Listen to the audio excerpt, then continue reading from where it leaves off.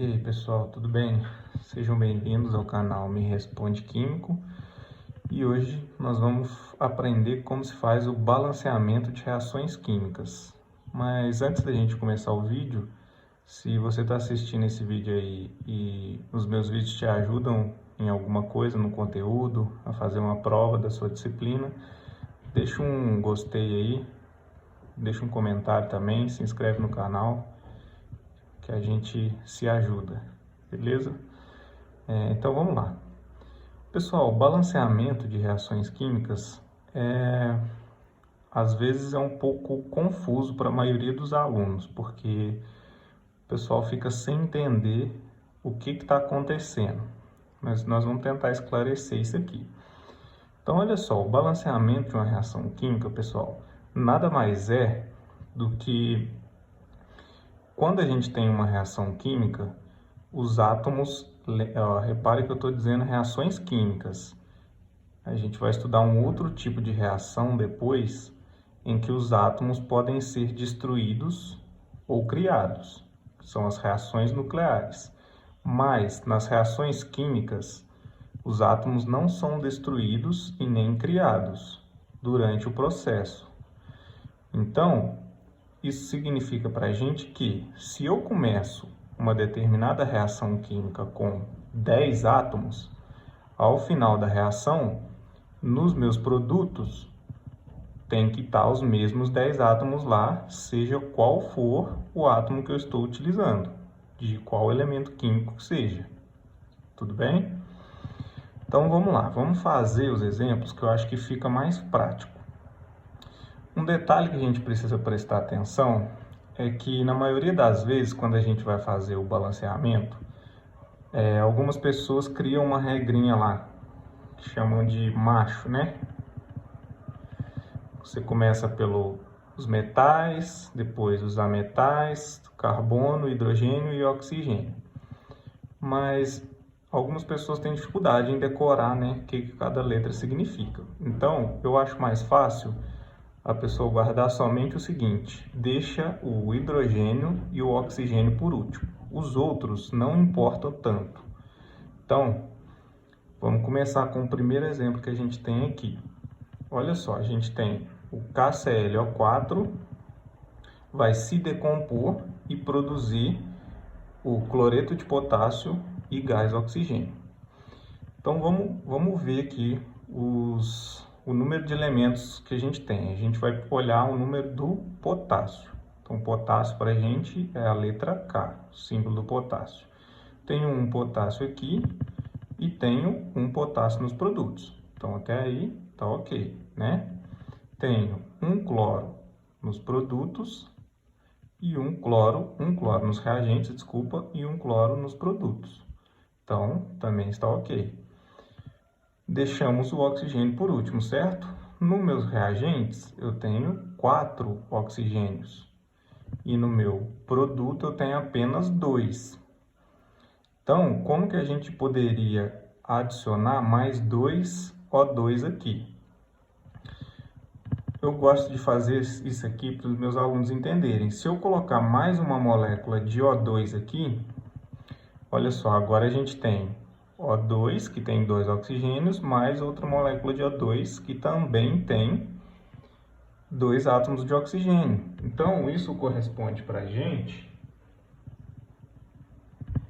a o mesmo que eu colocar um número 2 aqui na frente, porque esse 2 aqui é como se eu estivesse somando um O2 mais outro O2. Então, eu tenho 2 moléculas de O2.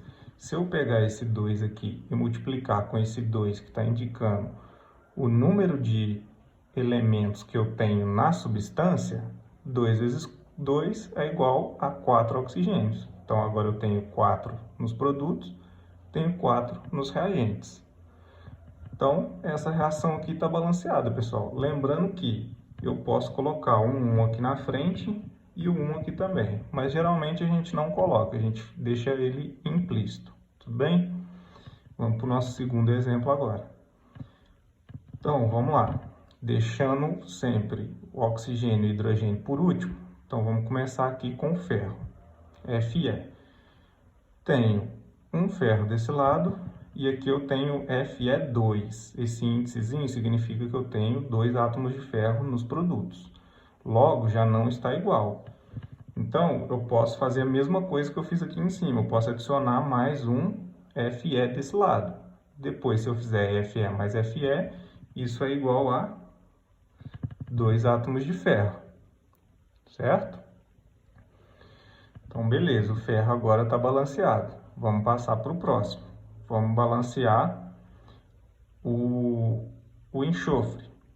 Eu tenho um enxofre aqui e eu tenho um enxofre aqui dentro da molécula, mas se a gente reparar, aqui dentro, ó, esse 3 está multiplicando tudo que está dentro do parêntese. Então, isso significa que eu tenho 3 enxofres desse lado. E aqui eu só tenho um. Então, vou ter que colocar um 3 aqui na frente.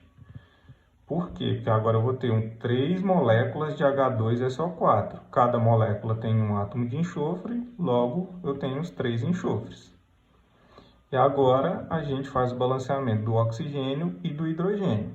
Vou começar pelo oxigênio. Então, aqui agora eu tenho 3 vezes 4, 12. Se vocês somarem aqui, ó, cada molécula de Fe2SO4 tem 4 átomos de oxigênio. Só que como eu tenho 3 moléculas, 3 íons desse, eu vou ter 12 átomos. Se eu fizer 3 vezes 12 aqui, 4. 4 vezes 3, 12 também. Então, tudo certo aí. Tá faltando só o nosso oxigênio. Hidrogênio, desculpa. Eu tenho 3 vezes 2, vai ser 6 hidrogênios nos reagentes. Aqui eu só tenho 2. Então, se eu somar aqui mais uma molécula de H2, agora eu tenho 4 hidrogênios, né? Cada molécula tem 2. Ainda não deu os 6 que eu preciso, então eu posso adicionar mais uma molécula de H2. Tudo bem agora? Então, eu tenho, cada molécula tem 2 átomos, eu tenho 3 moléculas, tenho 6 átomos de hidrogênio. Isso é a mesma coisa que eu somar um H2 mais um H2 mais outro H2, eu tenho 3H2. Então, terminamos de balancear esse outro exemplo. Vamos para o exemplo número 3. Deixando o oxigênio e o hidrogênio por último, a gente vai para o carbono. Carbono eu tenho 12 nessa molécula, e deste lado eu só tenho um carbono. Então, para que fique 2 carbonos, eu posso ir adicionando mais um carbono e depois somar igual eu fiz aqui. Mas a gente sabe que é mais simples se já colocar direto aqui o número 12. Então, tem 12 carbonos aqui e 12 carbonos aqui. Uma coisa que eu esqueci de comentar no início do vídeo, pessoal, é que a gente nunca mexe nesses números que estão de índicezinho aqui do elemento químico, esses números menores que a gente coloca. A gente só pode mexer nos números que a gente põe na frente aqui, tá? Que a gente chama de coeficientes estequiométricos. Então, vamos continuar. Aqui o carbono a gente balanceou, vamos agora para o oxigênio e hidrogênio. Hidrogênio eu tenho 22 nos reagentes, e aqui eu tenho 2. Então, qual o número que eu vou colocar aqui na frente que vai ficar igual a 22 hidrogênios?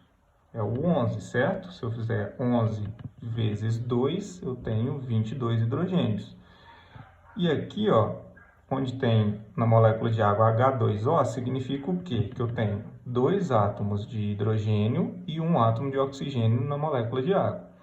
Então, se eu fizer 11 vezes 1, eu tenho 11 átomos de oxigênio.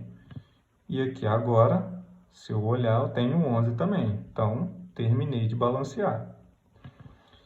Vamos para o nosso último exemplo agora. Eu tenho o Al mais Fe2O3 reagindo e formando um Al2O3 mais 2 átomos de ferro. Então, vamos ver. O ferro, eu tenho 2 aqui e tenho 2 aqui também. Tá ok. O oxigênio a gente vai deixar por último. Vamos ver o alumínio. Aqui eu tenho 1 e aqui eu tenho 2 átomos por conta desse 2 aqui. Então, para ficar igual, eu teria que adicionar mais um AL aqui. Isso corresponde a eu colocar um número 2 aqui na frente. Então, agora tenho 2 átomos de alumínio nos reagentes, 2 átomos de alumínio nos produtos. E o nosso oxigênio, eu tenho 3 desse lado, O3, e aqui eu também tenho O3, então já está balanceado. Bom, pessoal, esses exemplos são exemplos bem simplesinhos de balanceamento, mas eu espero que tenha dado para pegar uma ideia inicial a respeito. Não é um assunto difícil, tá? Às vezes os alunos complicam muito, porque eles, como eu disse, ficam tentando mudar o índicezinho aqui, que a gente não pode alterar, e tentando decorar regrinhas prontas já.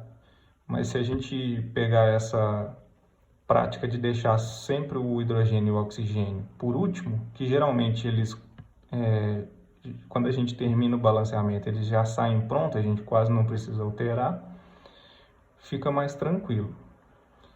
E é isso.